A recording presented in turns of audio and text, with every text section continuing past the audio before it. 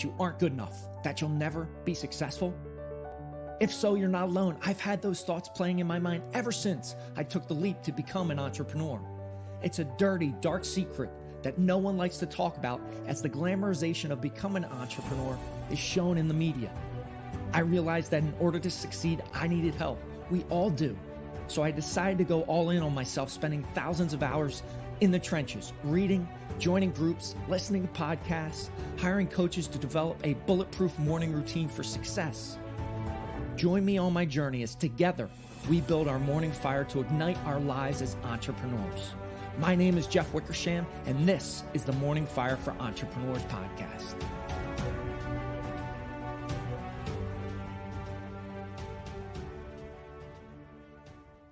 Welcome to the Morning Fire for Entrepreneurs podcast. I am amped up, excited to have Donnie on the podcast today. Donnie, welcome to the show.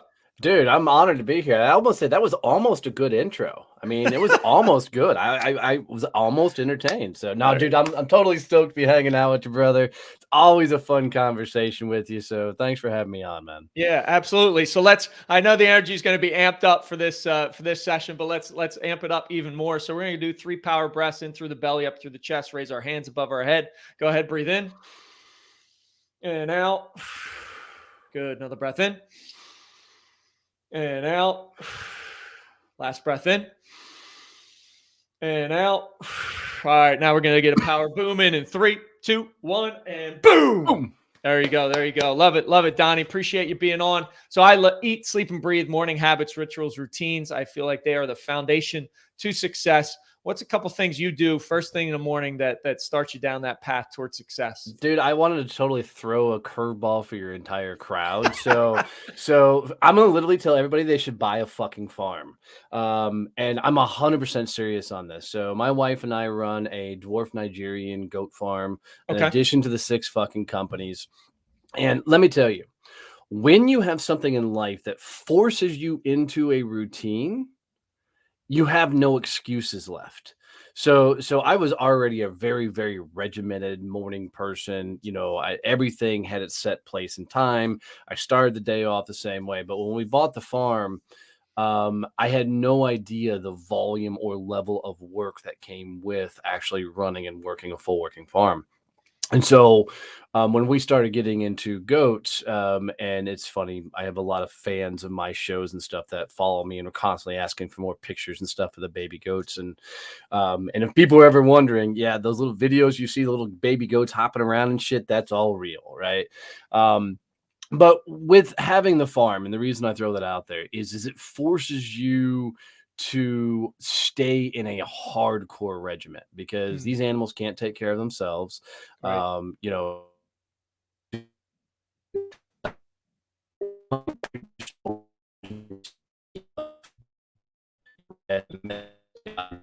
all things.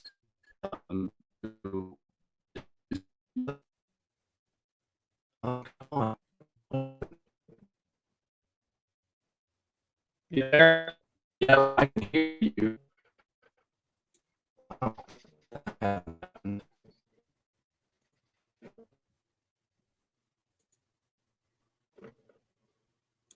I am shut. Isn't it funny? We were talking about real life before we got on. For sure, 100%, dude. This is how you know it's real life. Talk about a farm, and then everything goes off the air. There you go. I am shutting everything down on my end, so we should be back. We are back. I cool. You're loud and clear. So it was getting into the farm, and it was talking about you know the goats and wanting to have pictures and just being very regimented. Very, very hardcore morning of treating, journaling, you know, and then going out my day. The farm that forced me to really rethink that process and what was actually serving me. So now I make that flick, and instead of doing all meditation and all this stuff first, I now go out and spend time with the animals. So I put my phone out there, do anything. But the wicked kind of meditation of getting into the routine of feeding the goats, taking care of the farm, waking the chickens up, you know, most of the roosters and shit are already crowing and whatnot, but and setting the stage with people who aren't yelling at me, who aren't fucking bashing me on social media, people who aren't, knocking me down, trying to fucking keep me at their level. And it's a cool way to get centered throughout the day.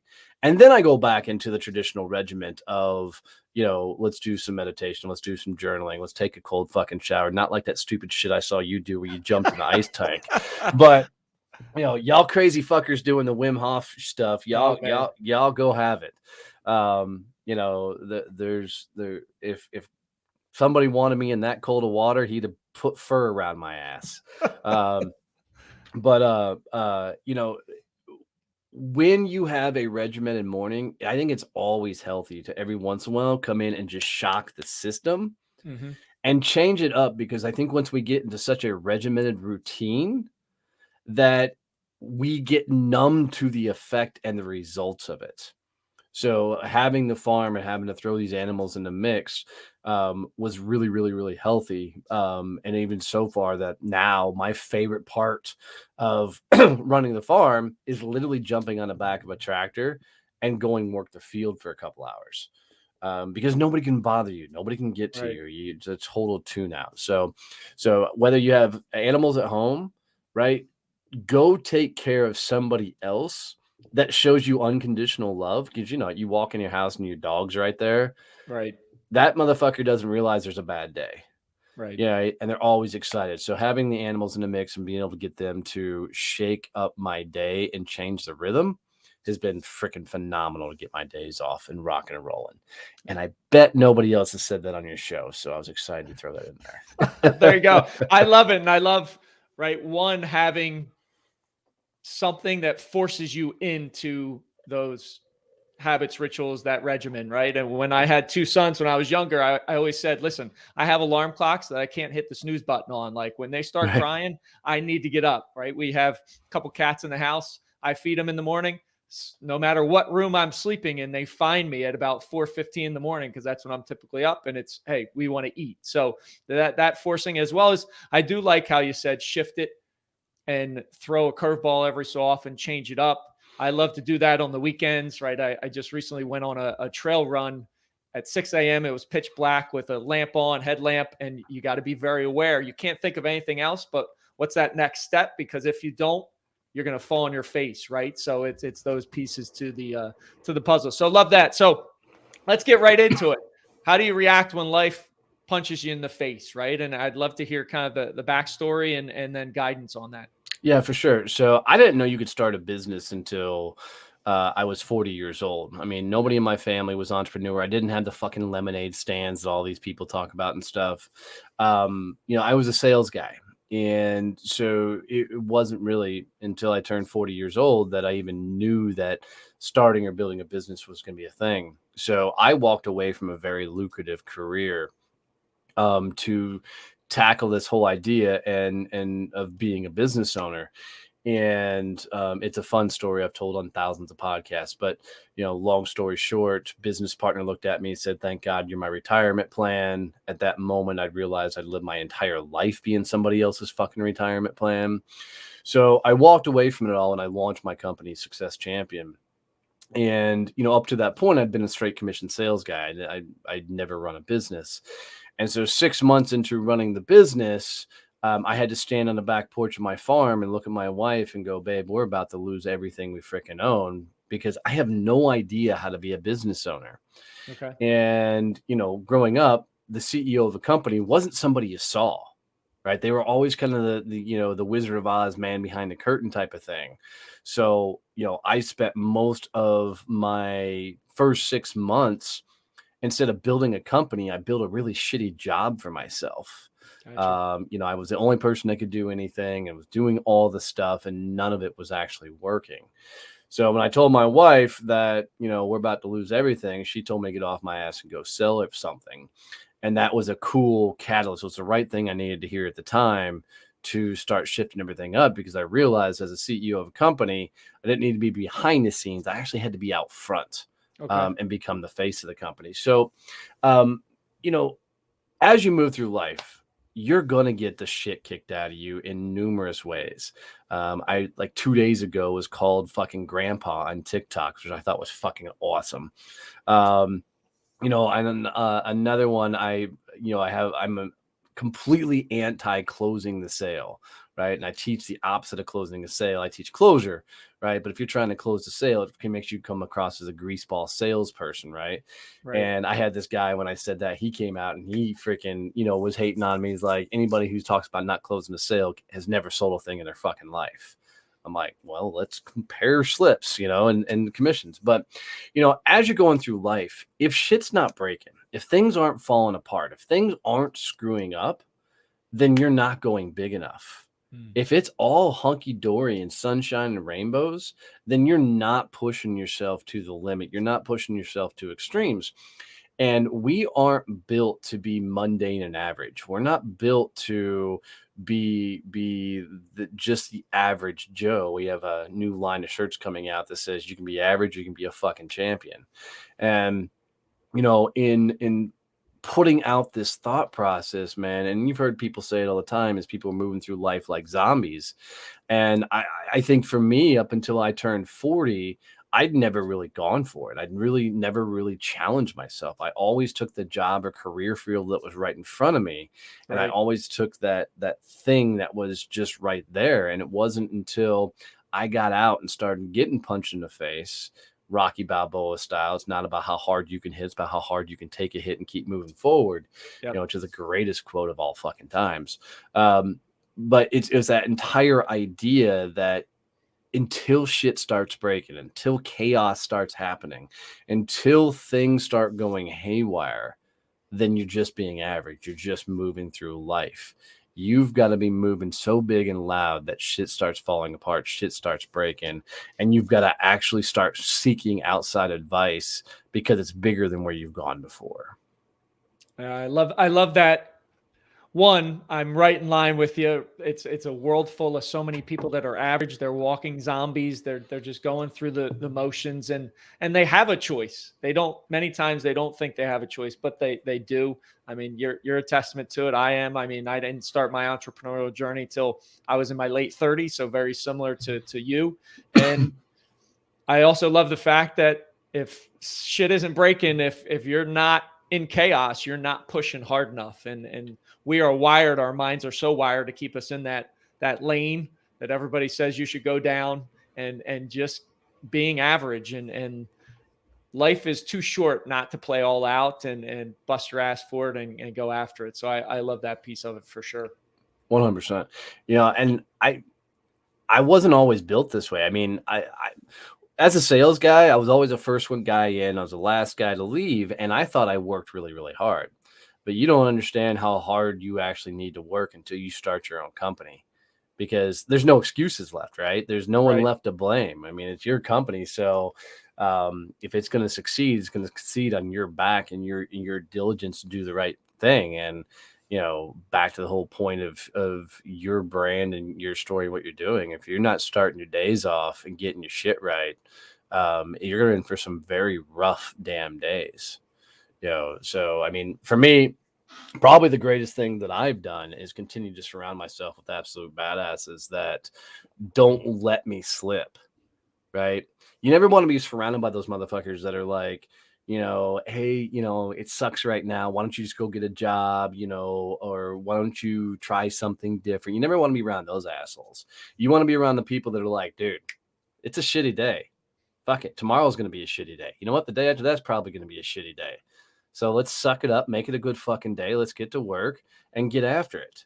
Because the only way you're going to change your shitty day is to fucking actually get after it, do something, put Right. in the work. And, this isn't motivational fluff. This is about actually doing the things that'll make your business grow and doing the things that'll actually keep pushing you forward. Yeah, and I love the fact of surrounding yourself with those type of people, because so often in life, when we're going down that lane, it's high school, college friends, people that your neighbors with, that everybody's going down that same path, right? As it's what life and society has told us. So when you're trying to break free from that and put in the work, hustle, grind, get after it, all those pieces. If you're not associated with a group of men, women that are doing that, it's very difficult because you always feel that pull to kind of go back and stay where the tribe's headed and all those things. And that's why you surrounding yourself with other like-minded people that are going to say, hey, get off your ass, let's go. What are you complaining about is so vital to success. 100%. And you know, average people hang out with average people. So a surefire way to check your life and where you're going. And I'm not saying that you have to leave your friends and family behind, right? What I'm saying is you've got to have that system of people around you that are going so big that you're not jealous of their success. You're like, fuck, how do I beat them? How do I go bigger than they are fucking going? I'm so excited and so proud of how well they're fucking doing. Now hold my rum and watch this shit because I'm about to whoop their ass and go a lot bigger than they are. And you find that environment and you'll dominate in this life. Absolutely dominate in this life. Yeah, love it. So you started your business, right? And had that moment 6 months in where you're on the farm, we're about ready to lose it all. How did you go about building it to where you're at now? So a couple of funny happenstances happened. Was one, I found podcasting. Okay. And podcasting taught me a lot about operations and outsourcing and, actually running a company. And then in September of 2018, my non-compete came up. I was under this huge non-compete where I couldn't talk about sales and business development. But once that non-compete came up and I already had a little bit of success because of the podcast, it was kind of like hold my beer and watch this shit.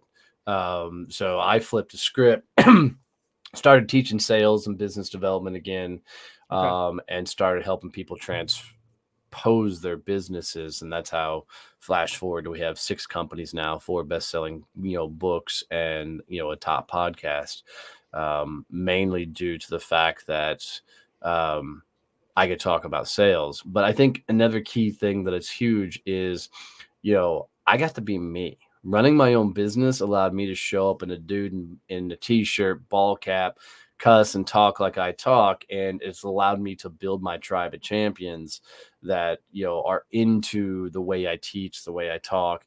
And those champions have supported us all along the way and helped us build the companies and do the things we're doing. So I think the greatest move for anybody in the world as you're building your business is you got to have a vision that's so badass that other people want to help you build it.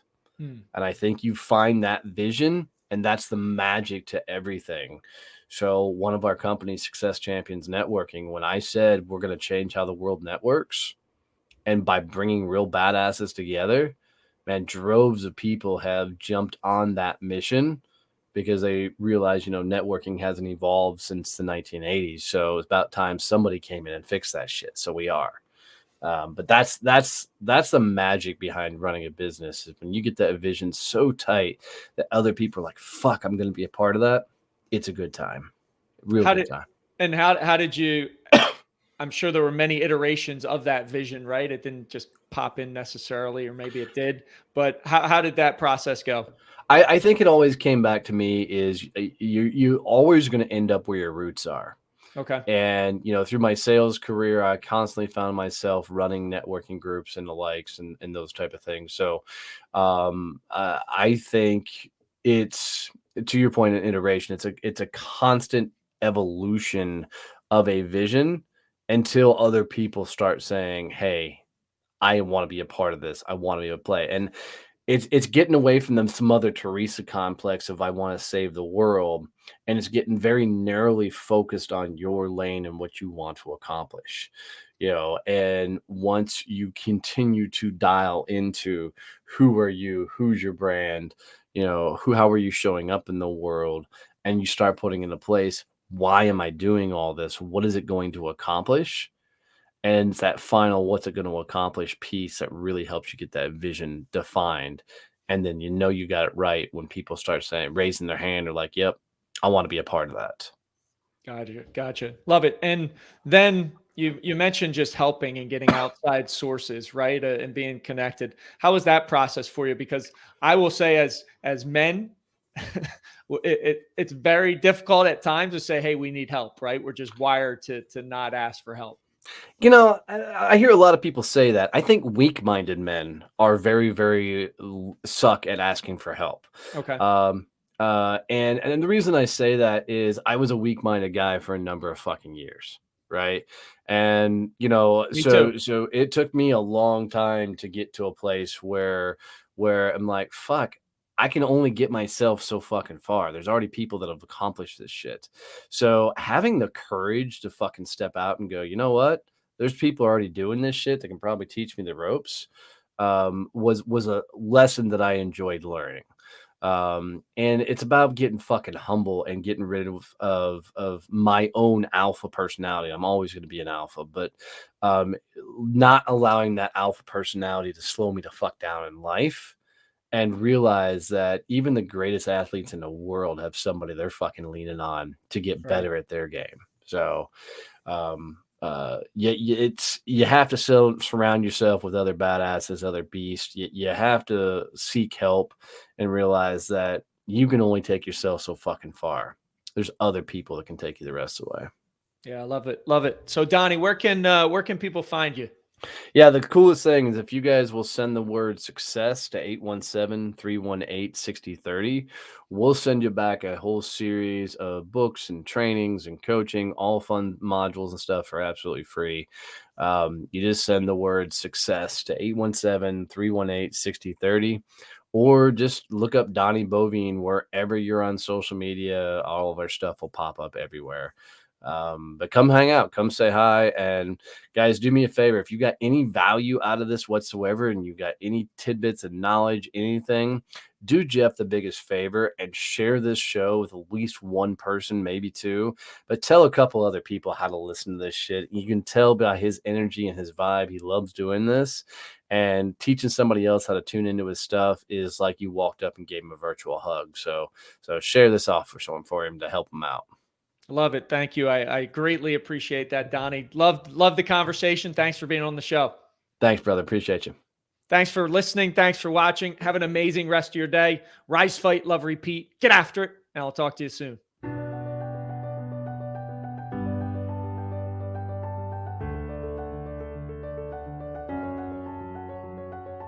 Thank you for listening to the Morning Fire for Entrepreneurs podcast. You now have the knowledge, but without action, knowledge is useless.